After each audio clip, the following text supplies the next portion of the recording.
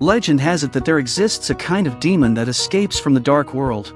Wandering recklessly in the human realm, they are extremely skilled at manipulating people's hearts, leading innocent souls step by step into the abyss of death. And the only one capable of driving these demons back into the darkness is a beautiful and mysterious vampire girl named Miyu. The story takes place in a park late at night. A young couple reluctantly parts ways, when suddenly, a demon dressed in a white robe descends from the sky, pouncing on the girl and greedily draining her blood. A few days later, another young woman is found dead inside a fabric store. Panic spreads among the people, and rumors begin to swirl that a vampire is responsible. At that moment, a demon hunter named Himiko arrives in the city. She has been hired by a couple to save their daughter, who has been in a coma for over 2 months. Following them, Himiko enters their home. In the center of the room, lying motionless, is their comatose daughter, Aiko. Aiko's parents tell Himiko that none of the doctors could determine the cause of her condition. They even sought the help of a monk,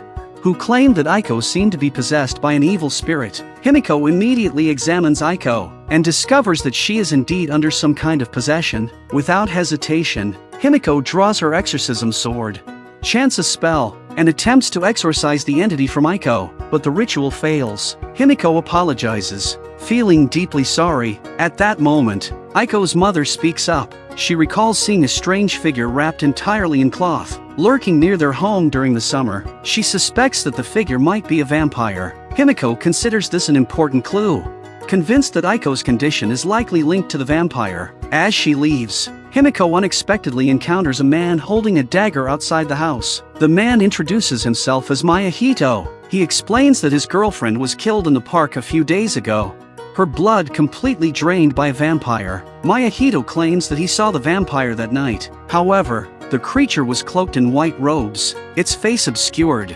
Afterwards, the vampire entered Aiko's house, so Mayahito has been waiting outside ever since, hoping for a chance to avenge his girlfriend. To search for more clues, Himiko visits the park where Mayahito's girlfriend was attacked. Suddenly, the legendary vampire appears before her.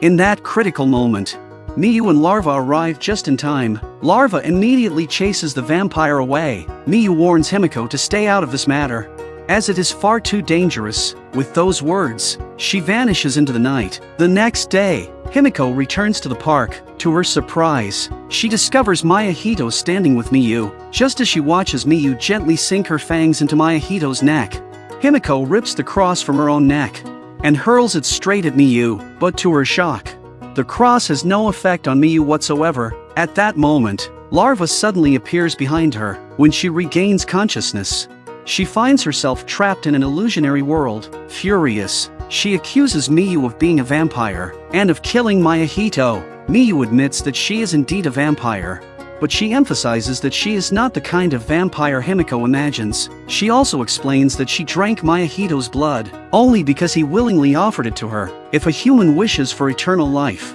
she has the power to grant it. Miyu then reveals the truth to Himiko. The so-called vampire terrorizing the city is nothing more than a bloodthirsty imposter, one that exists solely to kill and satisfy its hunger. Once again, Miyu warns Himiko to stay out of this matter for her own safety. With that, she disappears. Himiko immediately turns to Mayahito, asking if he is hurt, but Mayahito reassures her, telling her that he feels better than ever. Not long after, Himiko learns a shocking truth from a doctor. Aiko and her parents had been in a terrible car accident. During surgery, Aiko urgently needed AB-type blood, but the hospital's supply was critically low. Without hesitation, Aiko's parents chose to donate their own blood to save her. In the end, only Aiko survived. From that day on, she lived under the weight of overwhelming guilt. She believed that she had stolen her parents' blood to stay alive, and in her mind, that made her no different from a vampire. Himiko goes to Aiko's house. Something feels deeply unsettling. She cannot understand why Aiko's parents,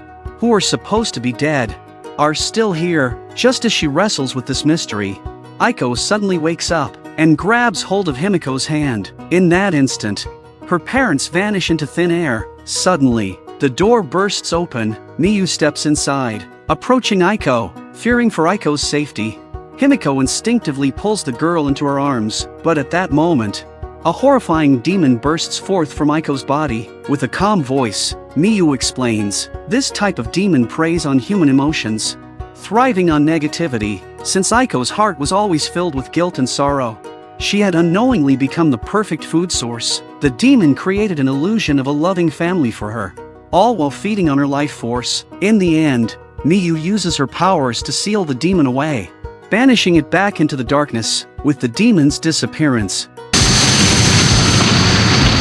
the house is revealed in its true, dilapidated state, but Aiko has already drawn her last breath. Heartbroken, Himiko asks Miyu if there is any way to save her. Miyu replies that if Aiko drinks her blood, she will become a vampire and live again. Himiko immediately refuses. She believes that forcing Aiko to live forever, while carrying the unbearable guilt of her parents' deaths, would be a far crueler fate than simply letting her go. Perhaps, in death, Aiko can finally find peace. As Miyu prepares to leave, she tells Himiko one final truth. Mayahito wished for an escape from the pain of losing his girlfriend, and so, Miyu granted him a world without sorrow.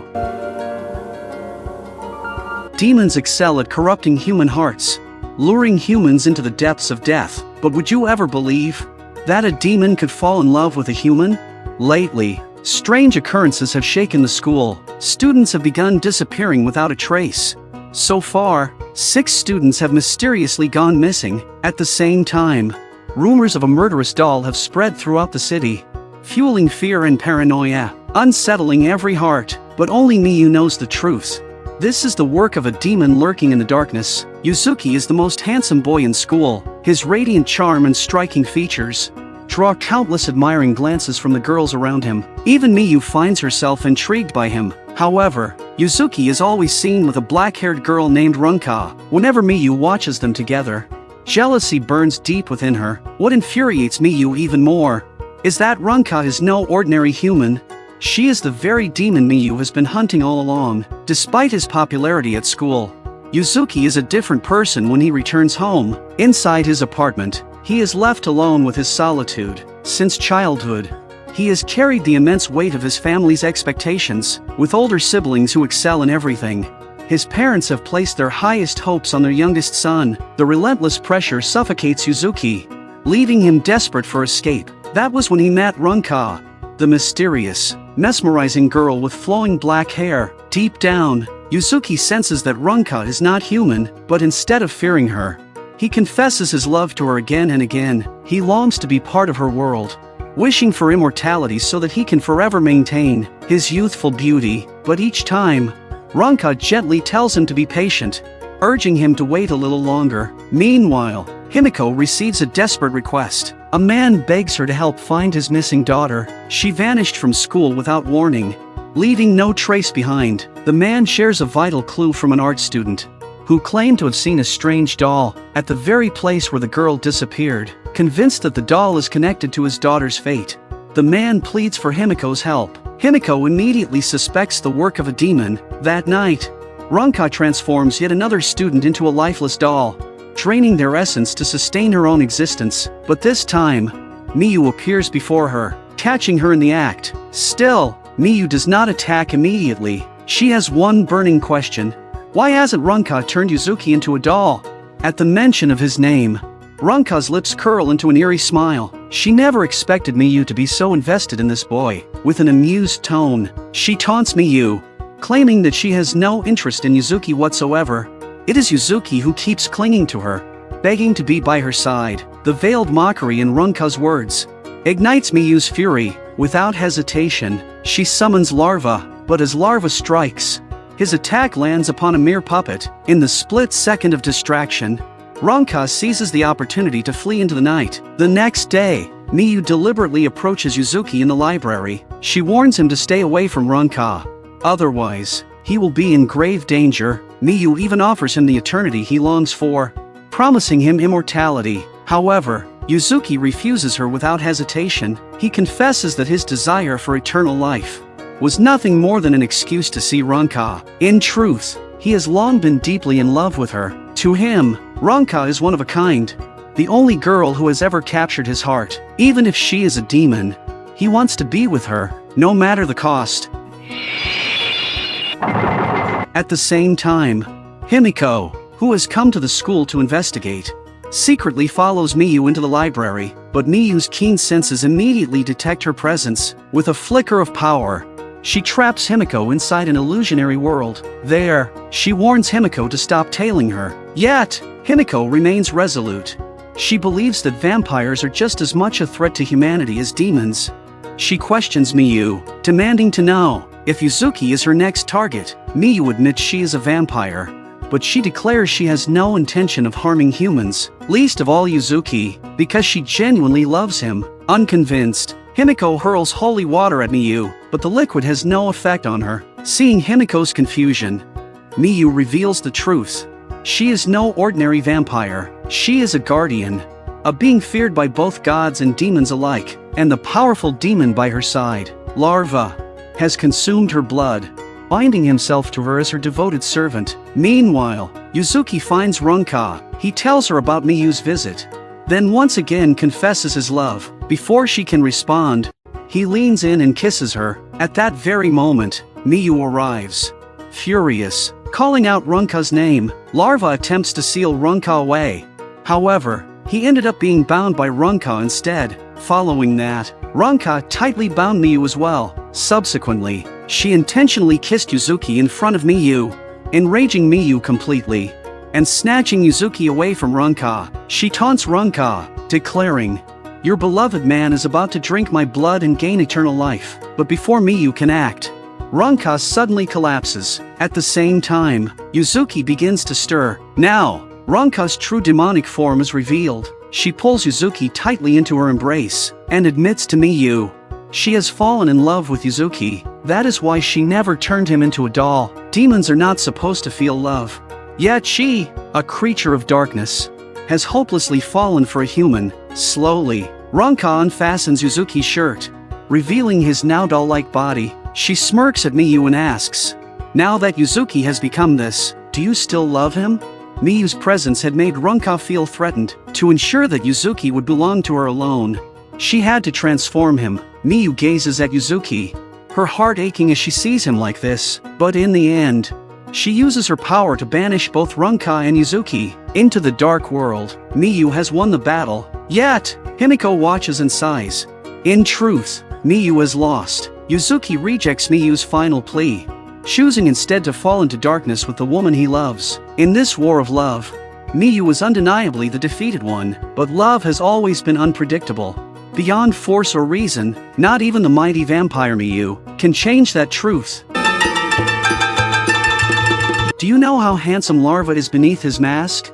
Larva was originally a member of the Western Demons. Due to his immense strength, he was chosen to expand their territory. The first time he arrived in Japan, he encountered Miyu. At first, he attempted to suck Miyu's blood and take her life, but this act unexpectedly awakened the dormant vampire blood within Miyu. In the end, she drained him of his demonic blood. Since Larva had betrayed the demon world, he was subjected to severe punishment. Larva was forced to wear a mask. His voice and face were sealed away by the mask.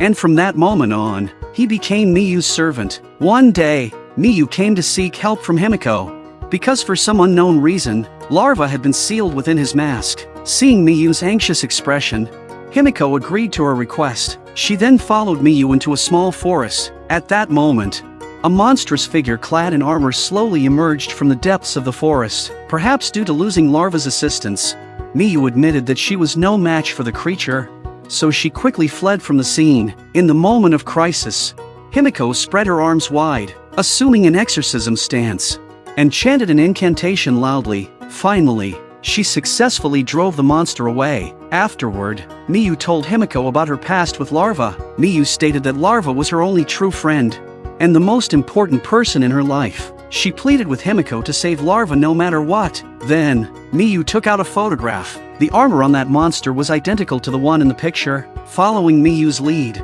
Himiko began searching for clues everywhere. Eventually, she found the origin of the photograph. However, when Himiko arrived at the address of the family, all that remained before her eyes were ruins left by a fire. The police informed Himiko that the couple had passed away a few days earlier. On her way back, A blonde man named Lemurs appeared before Himiko. Lemurs somehow knew that Himiko was searching for the armor. He claimed he was willing to provide clues, but just as they reached an isolated place, the armored monster appeared once again.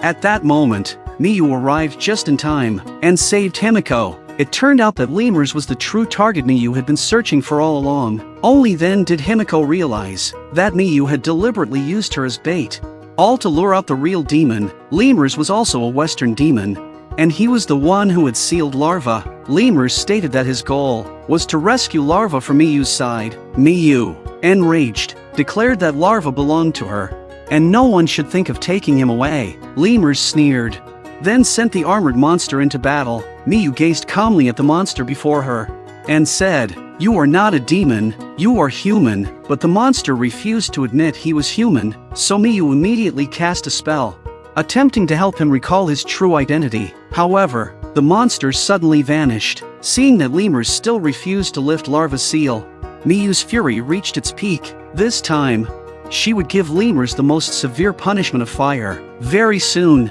Lemurs was engulfed in the flames of hell. With his demise, Larva's seal was finally broken. In the end, Lemurs was burned to ashes. But just then, the monster suddenly reappeared.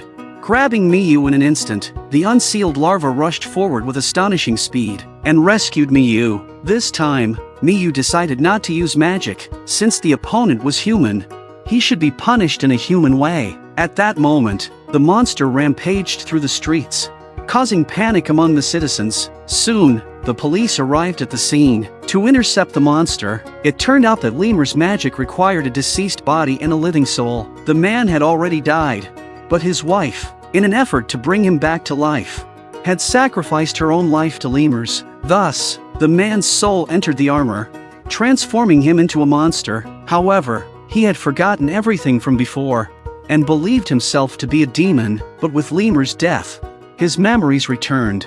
In the end, he was shot and killed by the police. Himiko was puzzled in her heart. Why hadn't Miyu killed him before he regained his memory? But Miyu simply said, "I can never forgive someone who forgets the one they love most." With that, she walked away, watching Miyu's lonely figure disappear into the distance. Himiko fell into deep thought.